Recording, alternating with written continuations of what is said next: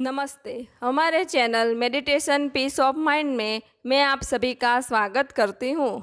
तो आज मैं आप सभी को ज्ञान की महिमा क्या है उसके बारे में बताऊंगी। ज्ञान शब्द सुनते ही सभी के मन में ये विचार आता है कि शास्त्र पढ़ ले, रामायण पढ़ ले, गीता पढ़ ले, कुरान पढ़ ले, बाइबल पढ़ ले तो ज्ञान मिल जाएगा। इतनी सारी ज्ञान की किताबें हैं, सब पढ़ लेंगे तो ज्ञान मिल जाएगा। यानी सब ये समझते हैं कि ज्ञान बाहर से मिलेगा, किताब में से मिलेगा, ज्ञान सत्संग सुनने से मिलेगा। अरे ऐसे ज्ञान बाहर मिलता तो पूरा विश्व ज्ञानी नहीं होता, फिर तो कोई अज्ञानी रहता ही नहीं। लेकिन ऐसा तो है नहीं। इस जगत में तो ज्ञानी कम है और अज्ञानी ज़्यादा है। यानी एक बात तो स्पष्ट है कि ज्ञान बाहर कहीं से नहीं मिलता। ज्ञान बाहर नहीं है, ज्ञान तो आपके भीतर ही है। पूरा ब्रह्म ज्ञान आप ही के भीतर है। बस आपको रुक के अपने भीतर देखना है, अपने भीतर झांकना है, अपने भीतर उतरना है, अपने दिव्य स्वरूप की अनुभूति करनी है। फिर आपको जो ज्ञान प्राप्त होगा वो ज्ञान अनुभूति का ज्ञान होगा और अनुभूति से प्राप्त किए ज्ञान से ही साधक आध्यात्मिक प्रगति कर सकता है।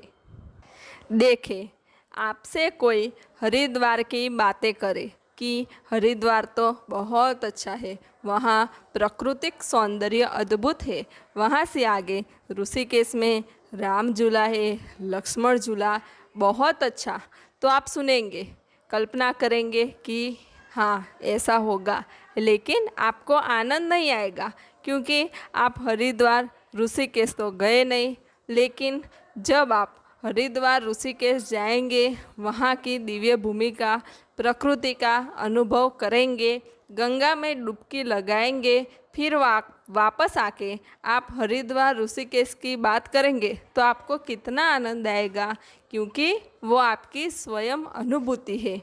वैसे ही हमें शास्त्र की बात में, गीता की वाणी में, रामायण को सुनते तब तक आनंद नहीं आता जब तक हमारी स्वयं की अनुभूति ना हो।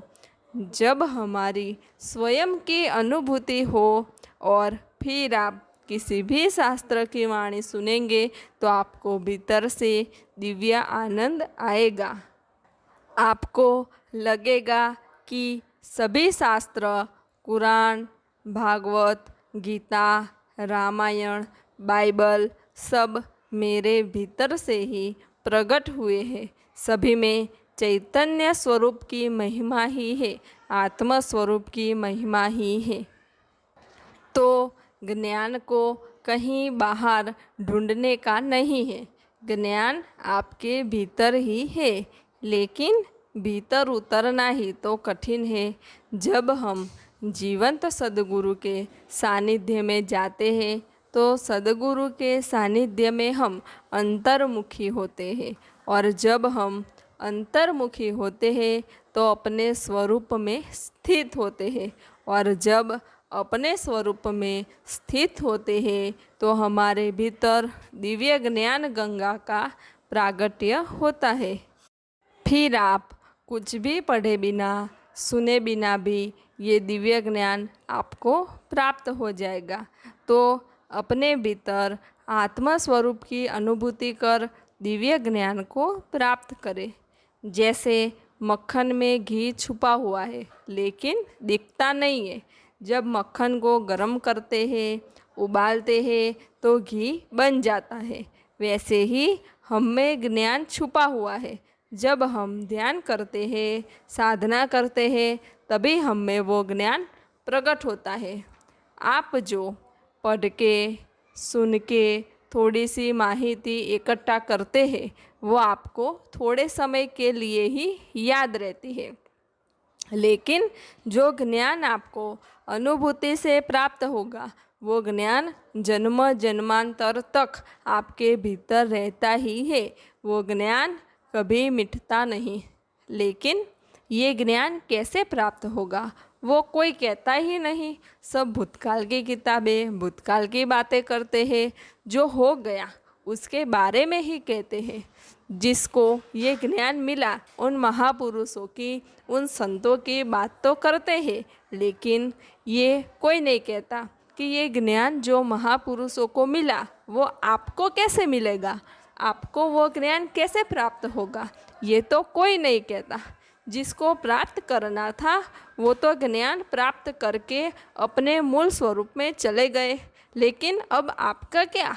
आपको ज्ञान चाहिए तो आपको ज्ञान के मार्ग पे चलना होगा, आत्मा की अनुभूति करनी होगी, तो ही आपको ज्ञान मिलेगा।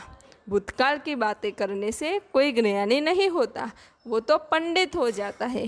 ज्ञानी तो वही होता है जो खुद अनुभूति के मार्ग पर चल के ज्ञान को प्राप्त करता है। ज्ञान को प्राप्त करने के लिए आप किसी पे भी निर्भर ना रहे, स्वावलंबी बने। ज्ञान आपके पास ही है, आप खुद अपने आत्म स्वरूप में स्थित होके ज्ञान प्राप्त करें। जो जीवंत सद्गुरु होते हैं वो साधक को ये नहीं कहते कि तुम शास्त्र पढ़ो, तुम ज्ञान की किताबें पढ़ो। जीवंत सद्गुरु तो साधक को कहते हैं कि तुम खुद को जानो, खुद को पहचानो, अपने स्वरूप में स्थित हो जाओ और फिर देखो ये दिव्य ज्ञान तुमको भीतर से ही प्राप्त होगा। ये ज्ञान कहीं बाहर नहीं है, तुम्हारे ही भीतर है। तो साधक जब अपने भीतर देखता है, ध्यान करता है, साधना करता है, तो यह ज्ञान उसे अपने आप प्राप्त हो जाता है। पूरे विश्व ब्रह्मांड की चैतन्य शक्ति में भरपूर ज्ञान भरा हुआ है और ये चेतना शक्ति हमारे घट में भी है।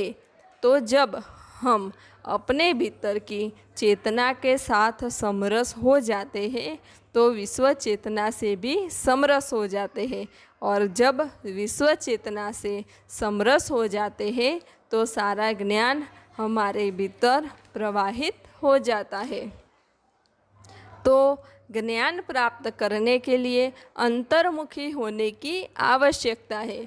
तो जब आप अंतर्मुखी होते हैं तो आपको आत्मज्ञान प्राप्त होता है। तो ज्ञान तो आत्मा में ही है। जब आप आत्मा के निकट जाते हैं, आत्मा के समीप जाते हैं, भीतर उतरते हैं, तो आपको सारा आत्मज्ञान प्राप्त हो जाता है। जैसे सागर में से मोती चाहिए तो ऊपर ऊपर तैरने से मोती नहीं मिलते, सागर की गहराई में जाने से, सागर के भीतर जाने से ही मोती मिलते हैं। वैसे ही शरीर भाव में रहने से, इंद्रियों में रमण करने से आत्मज्ञान रूपी मोती नहीं मिलता। वो आत्मज्ञान तो अपने घट भीतर की गहराई में जाने से ही मिलता है। तो रोज़ाना ध्यान करें, अपने भीतर उतरे और आत्मज्ञान को प्राप्त करें। सब घटवासी परमात्मा को प्रणाम।